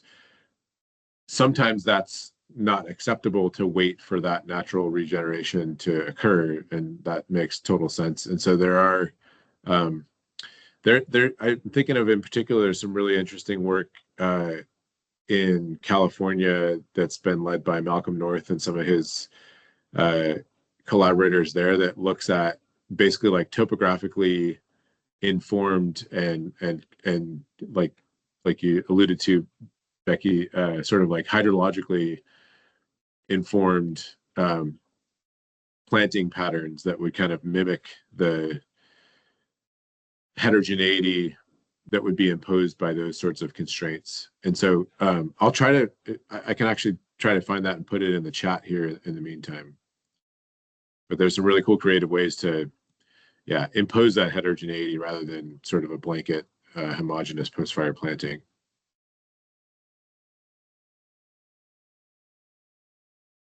Thanks, Brian. You could maybe send that link on to Jordan. He can include it in the post webinar resources that he shares out. Helen, did you have maybe one last question? If anyone else has a question, I don't want to hog the time.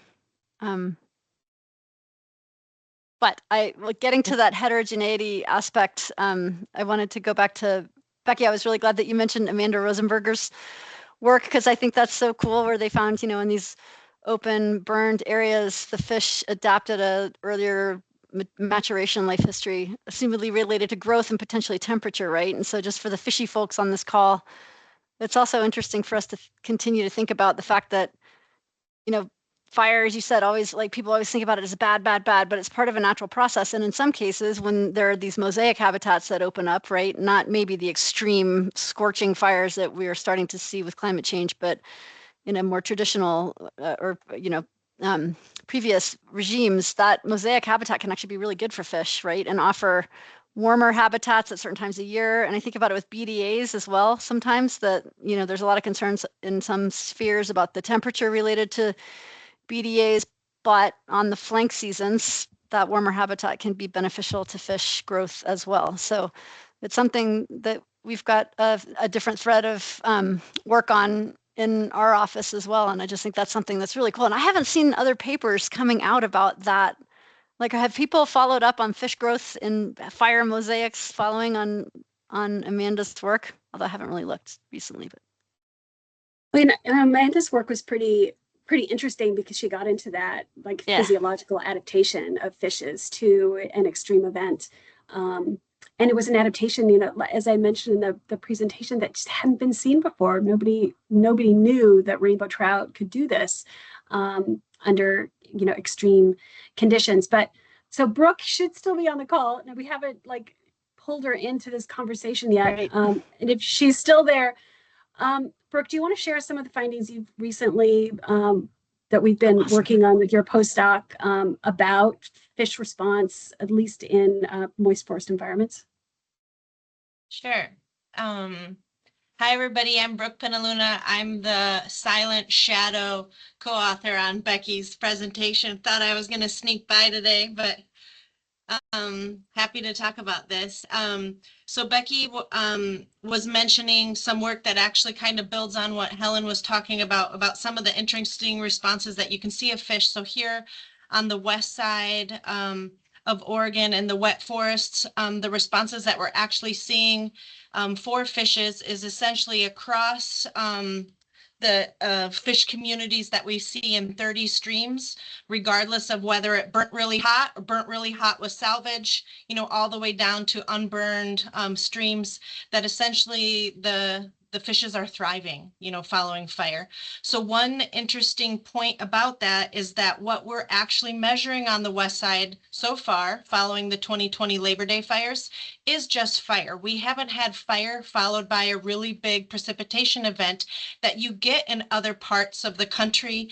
And you know, we potentially could have that on the west side too, and certain streams, but the 30 streams we measured didn't have a really big channel reconfiguration event for us to talk about. So essentially in these 30 streams, all we were really looking at is the response to fire. And in other places, you can't disentangle the response of fire from the response of that channel reorganization event, because normally they come one right after another, and you're measuring fish responses following both of those events.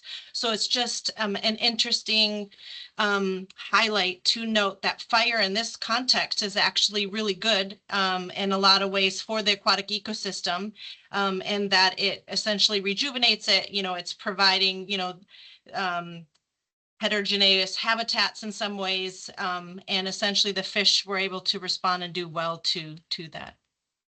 Yeah, and a big part of that heterogeneous habitat is the variability in thermal conditions, Helen, that you're talking about, because you've got high severity burn areas that have lost their canopy, so are really warm, but that primary productivity goes through the roof, and we see really increases in the biomass of the fishes. So temperature in that regard is contributing to the mosaic of conditions in the stream that the fish are responding to. So yeah, I think that variability component for fire, both in terms of physical and thermal characteristics through the system, is a really critical consideration. And as long as we have populations that are robust enough, they can really take advantage of that post-fire landscape.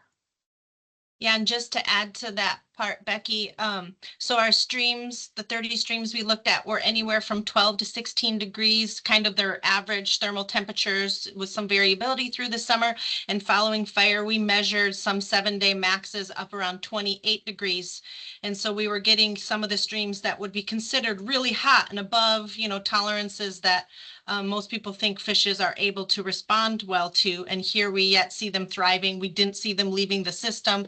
So there must be enough heterogeneous habitats for them to occupy and do well in within the streams. That's awesome to know about that work. Brooke will be really excited to see it when it comes out.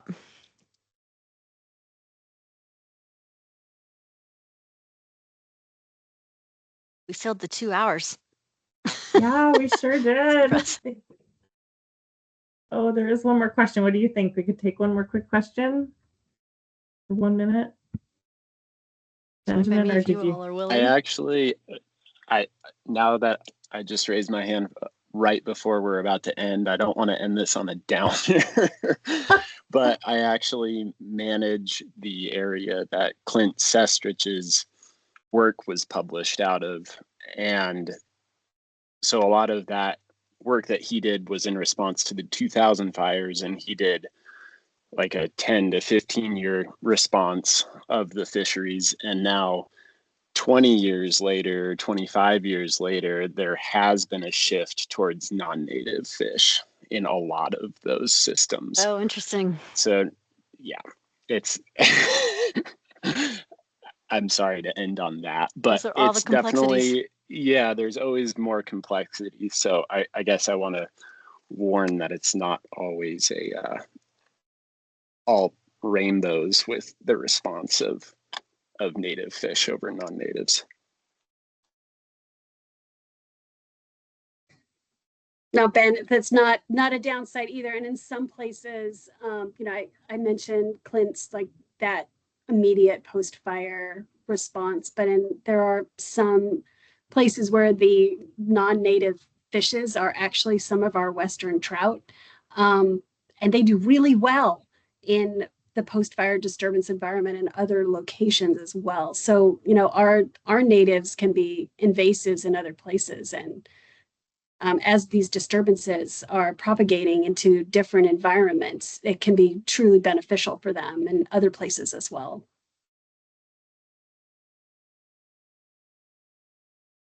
That's what we have in the Gila. It is rainbows that are the invasive species that do pretty well. So it does come up rainbows. Yeah. Oh, good. That's a great. That Perfect. Seems like a great We can way end to on that now. Yes. Well, yeah, with that, I just want to say thank you so much to all of our speakers, including our shadow speaker, Brooke.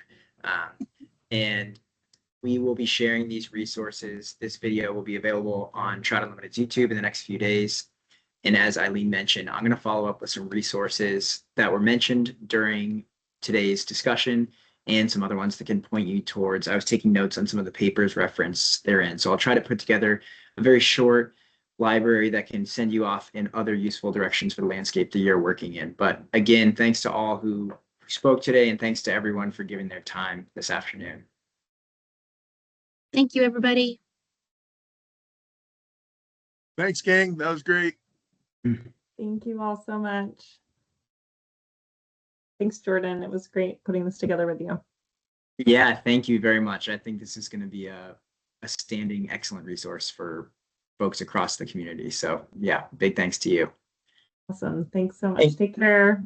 See ya. Bye. See ya.